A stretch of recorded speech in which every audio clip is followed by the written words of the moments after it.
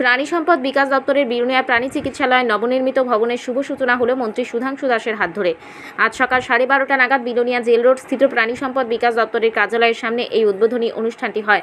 অনুষ্ঠানের শুরুতে নবনির্মিত প্রাণী চিকিৎসালয় ভবনের শুভ উন্মোচন ও ফিতা কেটে দ্বার উদ্ঘাটন করেন প্রাণী সম্পদ বিকাশ দপ্তরের মাননীয় মন্ত্রী সুধাংশু দাস।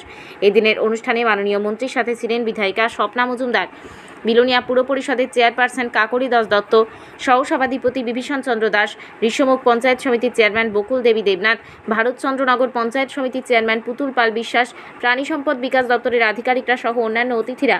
এআরডিডি প্রকল্পে 118 কোটি 10 লক্ষ টাকা ব্যয়ে নির্মিত হয় প্রাণী চিকিৎসালয়ের ভবনটি। মন্ত্রী সুধাংশু দাস আলোচনা রাখতে গিয়ে প্রাণী চিকিৎসালয়ের বিভিন্ন সুযোগ সুবিধা সহ দপ্তরের অন্যান্য বিস্তৃত তথ্য তুলে ধরেন প্রাণীপালক সহ অনুষ্ঠানে উপস্থিত সাধারণ জনগণের সামনে। দপ্তরের উদ্যোগ বিভিন্ন সরকারি সুযোগ সুবিধাগুলি গ্রহণ করার জন্য তিনি আহ্বান রাখেন সকলের কাছে। বিলোনিয়াবাসীর জন্য আজকের দিনটা অত্যন্ত গুরুত্বপূর্ণ এবং বিশেষ করে পশুপালন দপ্তরের সাথে যুক্ত আমাদের কর্মচারী বন্ধু যারা আছেন, ভেটেরিয়ান যারা আছেন, তাদের জন্য অত্যন্ত গুরুত্বপূর্ণ দিন। তারা আজ নতুন গড় পেয়ে গেছেন, নতুন গড়ে প্রবেশ করবেন। এটা ঠিক, প্রত্যেকেরই আমরা নিজেরাও যখন বাড়ি গড়ে নতুন গড়ে প্রবেশ করি, এটার একটা আলাদা আনন্দ থাকে। তো আজকে যারা এই নতুন দালান পেয়েছেন, আপনাদেরকে আমি শুভকামনা জানাচ্ছি। আমার আগে বিশেষ বক্তারা আলোচনা ক্রমে পশুপালন দপ্তরের উদ্দেশ্য গুরুত্ব সম্পর্কে আংশিক আলোচনা করেছেন। যে দালান ভবনের আজ আমরা উদ্বোধন করছি, এটা 2022-23 অর্থ বছরে তার কাজ শুরু হয়েছে।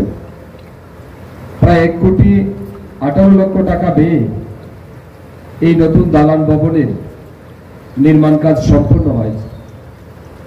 আমাদের এখানে কর্মরত যারা চিকিৎসক আছেন, অন্যান্য স্টাফ যারা আছেন, তারা নতুন করে এই অফিস থেকে বিলোনিয়াবাসী তথা দক্ষিণ ত্রিপুরার মানুষকে তাদের পালিত পশুদের চিকিৎসা প্রদান করবেন, সময় সময় সহযোগিতা করবেন।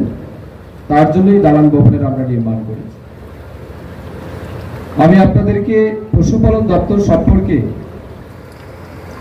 উল্লেখযোগ্য কয়েকটি বিষয়ে আলোচনা রেখে আমার বক্তব্য শেষ করব। চিকিৎসালয়ের দালান ভবনে শুভ দ্বার উদ্ঘাটন, সেটা হচ্ছে আমাদের রাজ্যে বিশেষ করে মাংস, ডিম এবং দুধ, এই তিনটাই আমাদের কিন্তু নিত্যদিন প্রয়োজনীয় একটা খাদ্য।